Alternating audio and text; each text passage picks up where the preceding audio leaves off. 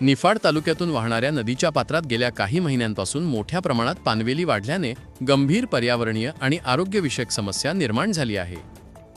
नदीचे जवळपास 90% पात्र पानवेलीने व्यापल्यामुळे पाण्याचा नैसर्गिक प्रवाह थांबला असून जागोजागी पाणी साचून दुर्गंधी पसरत आहे। स्थानिक नागरिकांच्या म्हणण्यानुसार गेल्या वर्षभरापासून वारंवार तक्रारी करूनही प्रशासन, ग्रामपंचायत आणि संबंधित विभागांनी कोणतीही ठोस कारवाई केलेली नाही। लहान मुले आणि वृद्धांना डासांचा सर्वाधिक त्रास सहन करावा लागत असून संध्याकाळनंतर घराबाहेर पडणे कठीण झाले आहे। या परिस्थितीमुळे डासांची मोठ्या प्रमाणात पैदास होत असून मलेरिया, चिकनगुनिया आणि इतर साथीच्या आजारांचा धोका वाढला आहे। नदीकाठच्या निफाड, शिवरेका, तरगाव, सुंदरपूर, कोठुरे, दिंडोरी, खाणगाव, थडीचा, पडगाव, करंजगाव, भुसे आणि नांदूर, मधमेश्वर परिसरातील नागरिकांमध्ये भीतीचे वातावरण निर्माण झाले आहे। नागरिकांच्या म्हणण्यानुसार गेल्या वर्षभरापासून वारंवार तक्रारी करूनही प्रशासन, ग्रामपंचायत आणि संबंधित विभागांनी कोणतीही ठोस कारवाई केलेली नाही।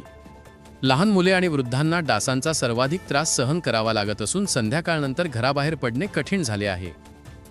कादवा नदी ही निफाड तालुक्याची जीवनवाहिनी मानली जाते।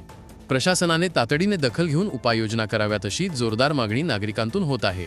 यांचा ground report digital Shivswarajya news, Nashik. विभागीय संपादक श्री उत्तम भीमराव जाधव।